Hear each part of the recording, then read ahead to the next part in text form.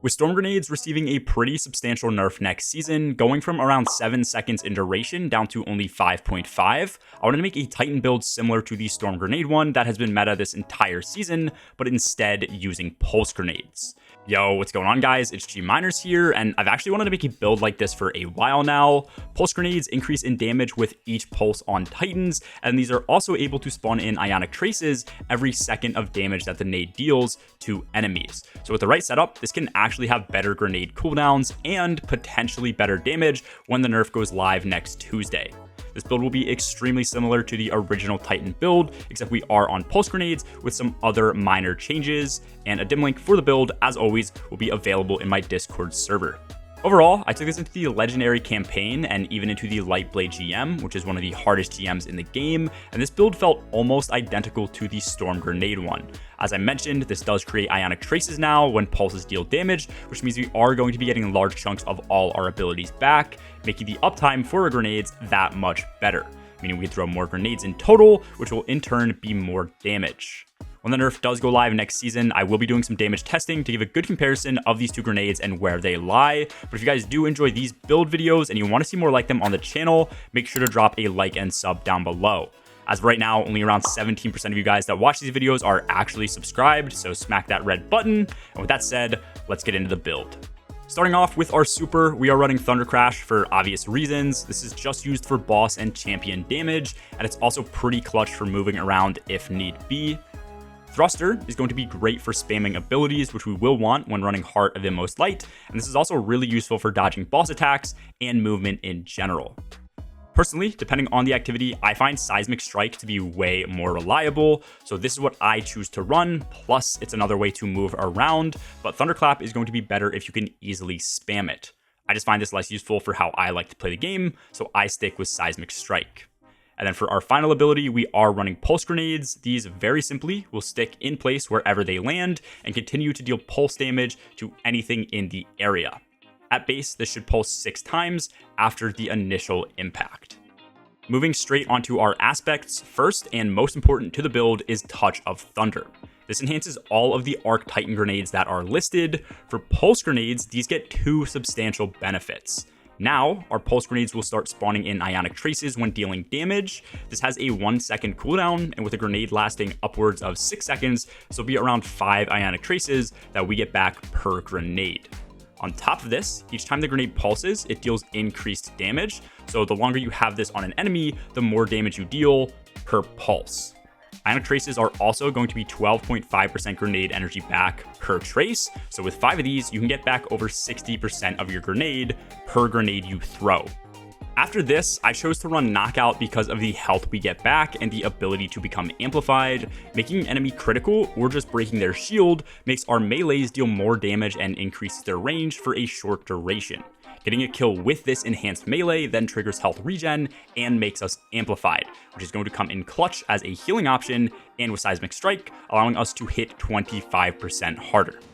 Fragment-wise, with the build, everything is pretty standard. First and foremost, because this is an endgame content build, Spark of Resistance gives us a 25% damage reduction whenever we are near 2 or more enemies. The range on this is going to be 15 meters, and it lingers for 5 seconds, which is actually pretty substantial for a DR perk.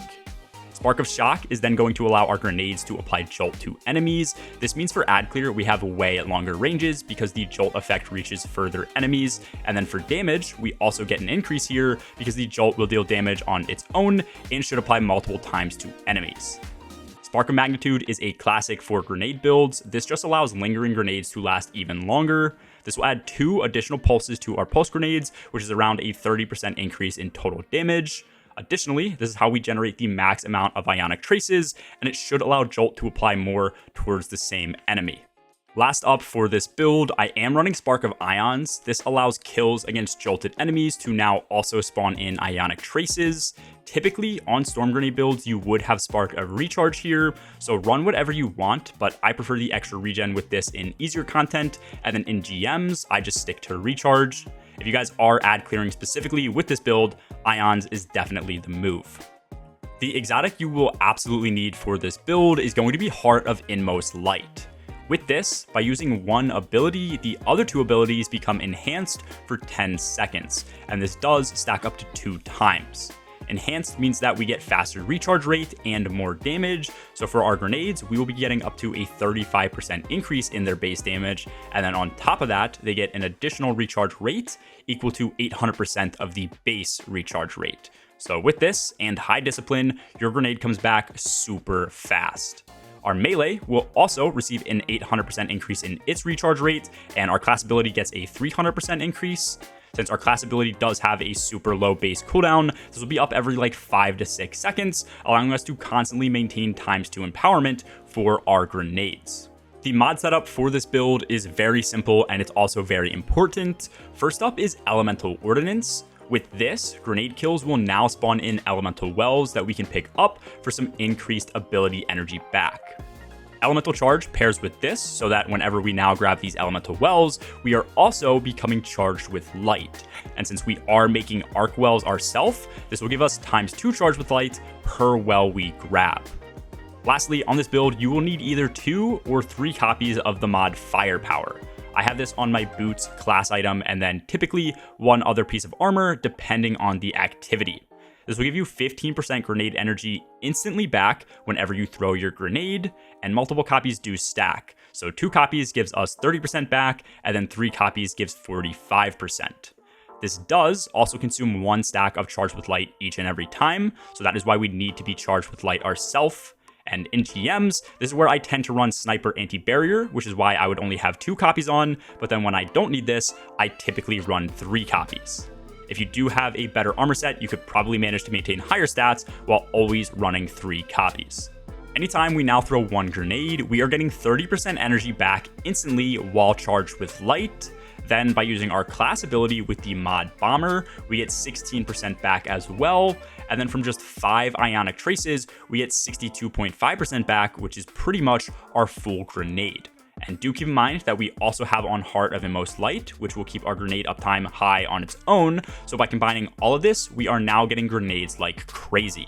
Overall, I do definitely still think that Storm grenades are better as they currently sit, but next season this could easily change. I really like that Ionic Traces spawn with pulses, and given the right environment like a boss that stands still, or even ads that are just super congested, I think these will really start to shine in Season 19. Let me know your guys' thoughts on the build in the comments below, along with what you hope to see come out next season. I do also stream a bunch of low-mans and speedruns over on my Twitch.